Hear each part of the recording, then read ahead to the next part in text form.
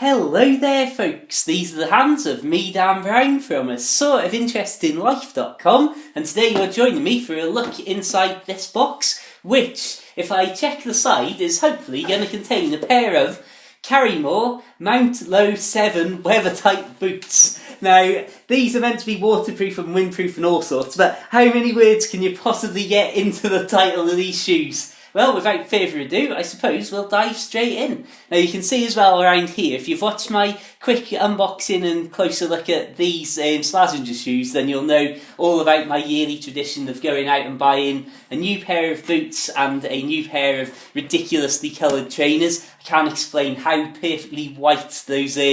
white and red ones there were when I originally got them. Obviously they don't last long in their perfect pristine state with me. As we actually get in to have a proper look at these boots, you may notice immediately that the voiceover has changed dramatically, and that's two reasons. Basically, I'm now recording this on board good old narrowboat Tilly, and also this is about a week or two after the unboxing, and I've been wearing these boots now for that time, so I can share a few more thoughts on my initial feelings towards them. And originally the voiceover and commentary of this video was completely and utterly nonsensical, and nothing quite made sense when I played it back. So unbelievably, even just looking at a pair of shoes has required quite a bit of editing and a couple of different voiceover attempts. So I wanted to really put this video together originally just to show people who may be looking at buying these online exactly what the boots themselves look like and exactly what the overall sort of grips are like underneath, and just get a general gist of what they're like to see in real life rather than just the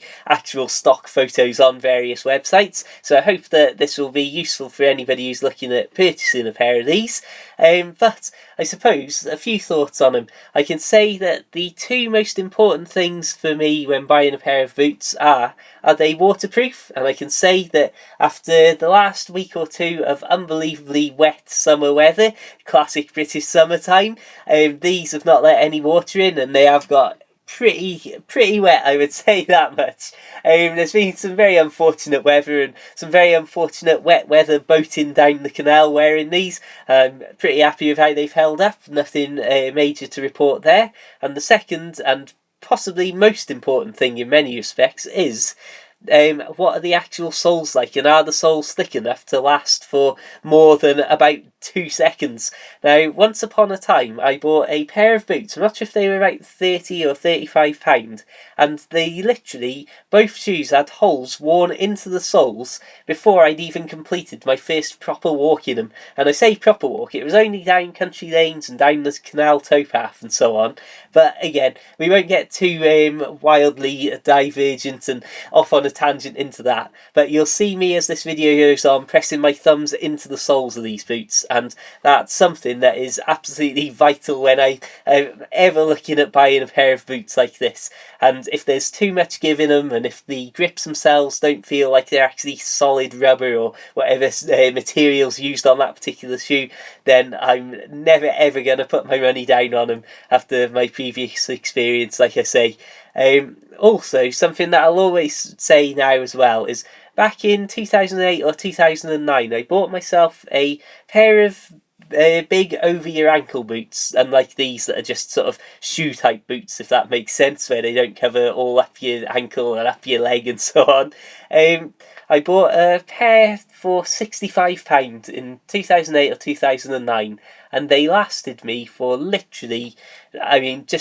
it was at least 3 years. I think it was 4 years, maybe even creeping into a fifth year. And they were just such good quality for such a low price compared to what, unfortunately, these days, now, to look at the sort of a low end of what would be considered a good pair of boots, it's literally like you're looking at £100 to £150, which I can't imagine ever these days spending that much money on a pair of boots. And particularly now, and what I always say these days is, when I could buy a pair of £30 boots like this every single year for 4 years in a row, and come up to a total cost of £120, or I could spend that on one pair of boots and just hope that they're going to actually last me that same amount of time of 4 years. So ultimately, my first impressions of these boots are they are pretty good, and for £30, it's like I'm never expecting these to last for 2 decades and be with me